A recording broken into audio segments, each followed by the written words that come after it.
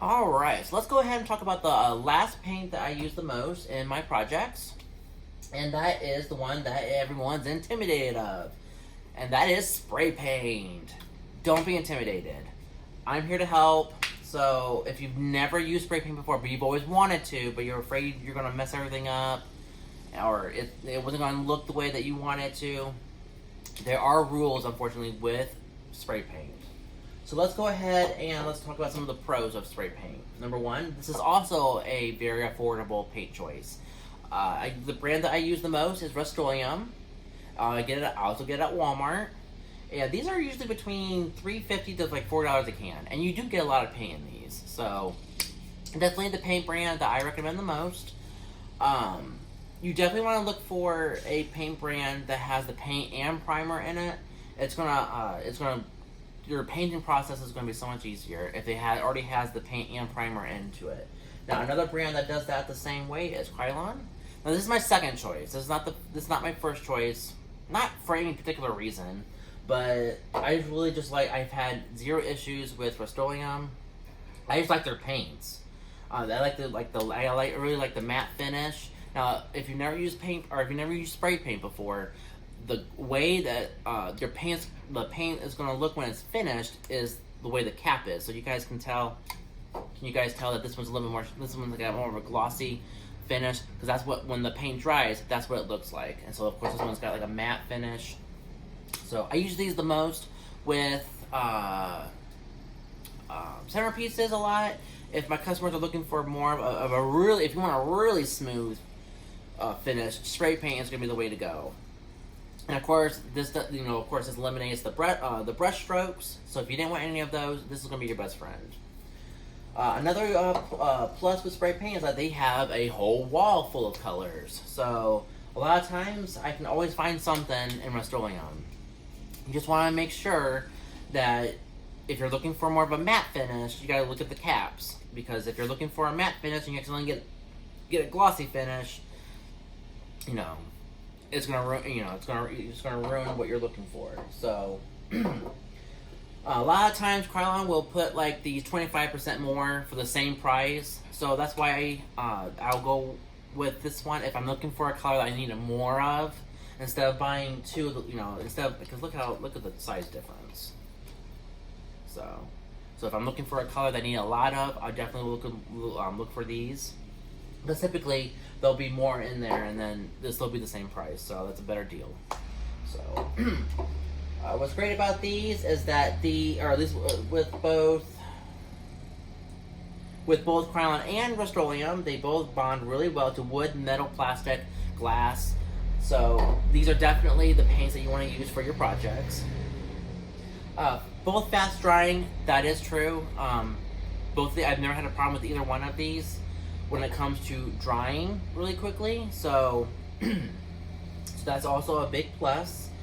The reason that I guess I go with this one, because if you guys know that there's a 2x ultra cover, I don't need as many coats with Rust-Oleum as I would with Krylon. So that's definitely another reason why I go with Rust-Oleum, because less coats the better. So all right, and then another thing with, I don't know if this one has, well, I guess this one does too, is that if you guys look at the paint tips, these, oh my gosh, these are super, super nice. Now I know, they're not like those really, really skinny push downs, the ones that hurt your fingers really, really bad, but these really help angle whatever you're when you're trying to paint your project. So a lot of them come with any angle spray. That's what that is. So that works out really, really well. Okay, so let's go ahead and talk about some of the cons of spray paint. So number one, the way you want to use spray paint.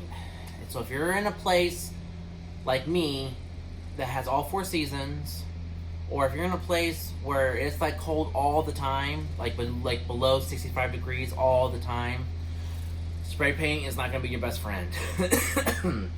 It does not do well in cold temperatures. It just doesn't. It has a really big problem even if you clean your even if you're cleaning your glass and your metal projects first, and then go ahead and spray paint, it's still not going to. In colder temperatures, with paint, it doesn't dry as quickly, and so that's where drips get involved, and that is the number one mistake that most people use because they're using it in colder temperatures. It just does not work in cold temperatures. It just doesn't, and that's what really sucks though. If you live in a really cold, I don't recommend. I don't do mine in my house. I mean, if I did it in the basement because of the fumes.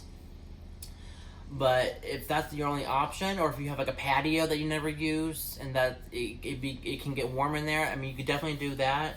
But you definitely want to make sure that it's in a warm climate, because that way it will dry quickly, and that way you can avoid drips, and you're gonna get that perfect finished look. So another. It's not really a con, but you want to make sure that you are using these at least a foot away from your project. If you're going right up to it and spraying, you're just spreading paint and like just everywhere, and so it's gonna dry that way, and it's just gonna leave a really big mess. So you definitely want to go ahead and you just want to use it. I don't know why I'm trying to take that off. I don't keep my finger down.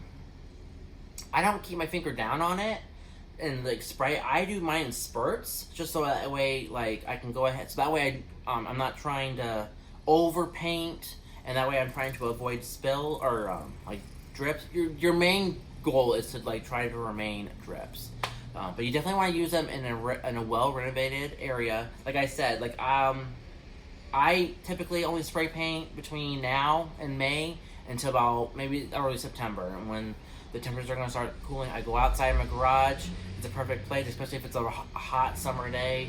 You definitely want to make sure that's in a high temperatured area, so that way it can dry as quickly, and so that way you can avoid drips. So again, make sure you're a foot away.